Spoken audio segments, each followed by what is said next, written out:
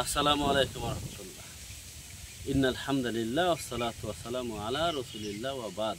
সম্মানিত আমার প্রাণপ্রিয় ড্রাগন কৃষক ভাইয়েরা, আপনারা আমার এই ভিডিওটা যেখান থেকে দেখছেন সবাইকে জানাই আন্তরিক শুভেচ্ছা অভিনন্দন।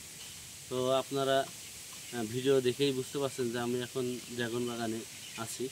তো এখন মূলত যে বিষয় নিয়ে কথা বলবো, বিষয়টা হচ্ছে যে এই যে একটানা বৃষ্টি হওয়ার কারণে যাদের বাগানে পানি বেড়েছিল এবং পানি সরে গিয়েছে, এবং যাদের বাগানটা উঁচু জমি কিন্তু পানি বেঁধে নেই, পানি সরে গিয়েছে, তারা এখন কি করবে, তাদের করণীয় কি?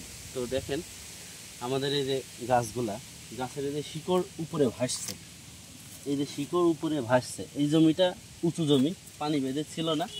তো আমরা এখন এই জমিতে কি করব সেই বিষয়টা নিয়ে আলোচনা করব।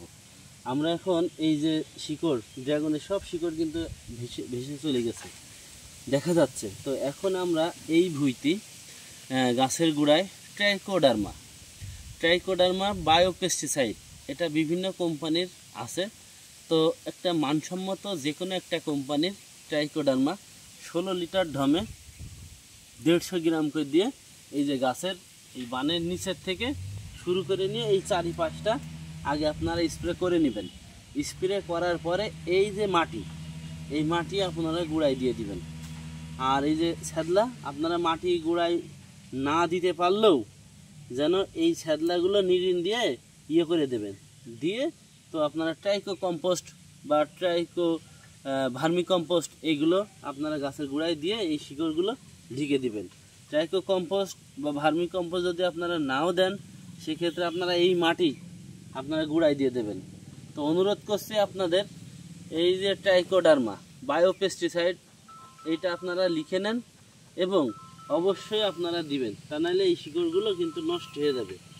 এই যে আমরা বিভিন্ন সময় বিভিন্ন রাসায়নিক সার, পেস্টিসাইড ব্যবহার করে অনেক সময় শিকড়গুলো নষ্ট হয়ে যেতে পারে। তো সেক্ষেত্রে আমরা বছরে যদি 2-1 বার ট্রাইকোডার্মা বা ট্রাইকো কম্পোস্ট ব্যবহার করে থাকি, তাহলে আমাদের জন্য এটা খুবই লাভজনক এবং ফলাফল ভালো দিবে। তো দেখেন, এই গাছগুলা খুবই সুন্দর আছে, ডেঙ্গা জমি তো সব শিকড় সামনে। এখন আমাদের যাদের এরকম উঁচু জমি, অবশ্যই গুঁড়ায় মাটি দিয়ে দিতে হবে। মাটি দেওয়ার আগে আমরা এই ট্রিটমেন্টের কথা যেন মনে রাখি এবং খুব সুন্দরভাবে যেন ট্রিটমেন্টটা করি। জি, তো এই অনুযায়ী যদি আপনারা এই ট্রিটমেন্ট অনুযায়ী যদি ব্যবহার ঠিকমতো করেন, তাহলে খুব সুন্দর ফলাফল পাবেন ইনশাল্লাহ। আসসালামু আলাইকুম রহমতুল্লাহ।